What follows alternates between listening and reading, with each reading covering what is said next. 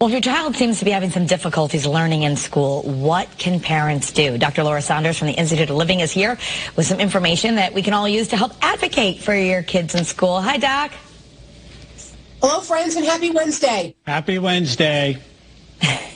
So, right about now you might be noticing things. Maybe the teachers are saying he or she's not doing the work, or they're always dazing off, or, you're having problems and you're wondering, what's going on with you? Why aren't you doing this?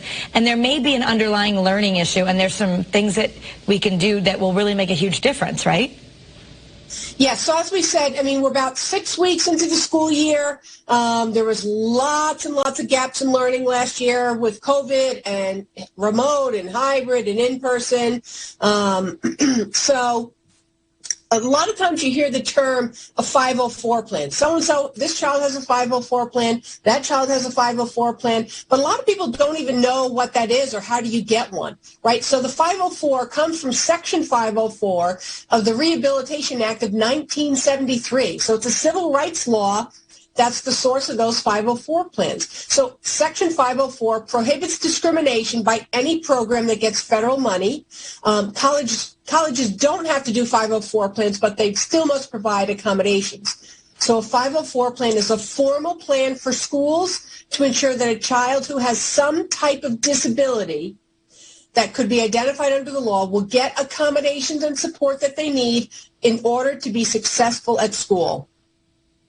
So, if you don't have one and maybe you don't know, and your child has some attention issues, ADHD, or even they've been struggling with mental health, if they've got anxiety, these can all be reasons that a 504 plan would be like, you're in the entertainment world, Chad. It's kind of like a rider, right? If Beyonce says, I need water, I need this, I need that, there's some things that make their day easier at school. How do you find out if your kid needs that assistance? So that's a great question. What we look for is someone who has a diagnosable condition. Now, remember, this could be, your child broke their leg and they need to not go up and down stairs, so accommodations need to be made for their classes. It could be that the diagnosable condition is a major depressive disorder or severe attentional disorder. So you need a diagnosable condition in order for the school to put forth a 504 plan. It generally requires several meetings, and there's a bunch of different accommodations that someone can get. But for the most part, you need a diagnosable condition, and you need to have that documented and verified. So you go to your family doctor for that? You could go to a family doctor. You could go to a mental health specialist. It really depends on what the issue is. Schools themselves can sometimes do psychological testing or educational testing to see if your child has significant gaps. Schools are often very backed up in the amount of time needed to get that testing done. So sometimes I encourage parents to get outside testing because it'll get done a little bit quicker. Family doctor, start there? Pediatrician? Sure. Pediatrician's a good place to start. Right. So for you, because you see kids, and this is what you do as a child psychologist, I think there's a little bit different between a 504 and an IEP, right? So first of all, why don't you tell us the difference, because people might know about IEPs, which is a little bit different, right? So an IEP is an individualized education plan. An IEP is generally a classification when someone is under the heading of special education.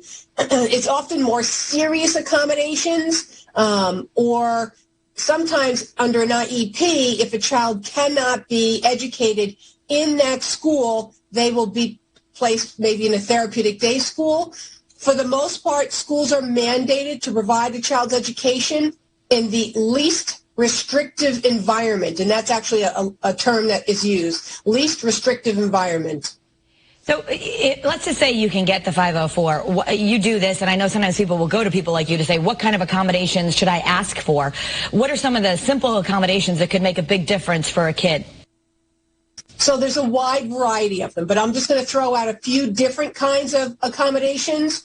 And accommodations are always tailored to what a person's specific issue or disability is. So preferential seating, right? Someone has a hearing disability. They need to be always sitting in the front of the classroom. Plus, they probably need a separate, like, FM system. Extended time on tests and assignments if they're processing ability is a little slower. They need extended time. Reduced homework or reduced classwork. Sometimes verbal, visual, or technology aids. As I said, if someone's hearing impaired, they'll need certain technology aids. Modifying textbooks. Sometimes they need behavior management support. They need a one-to-one or some additional support in order to be maintained in a classroom. Occupational therapy or physical therapy based on what their disability is. So those are some just very generic accommodations that are used for young people. What about anxiety, just coming back to school and being in class again? So that is something to note, and I think a lot of young people have had that anxiety. And I always look for transition points where the anxiety is worse, like elementary school to middle school to high school, transferring schools. Those transition points are really very critical. But again, because we're still under a global pandemic and there's been so many changes and kids are wearing masks for their safety and the safety of the teachers, there is higher rates of anxiety, and we do need to be attentive to that as both teachers and parents. Thank you. And we're going to talk more about it on the Kara's Cure show on the Channel 3 app, so we can talk a little bit more, even like what you can do if your child has anxiety for 504. Thank you, Dr. Laura. I look forward to it. Thank you.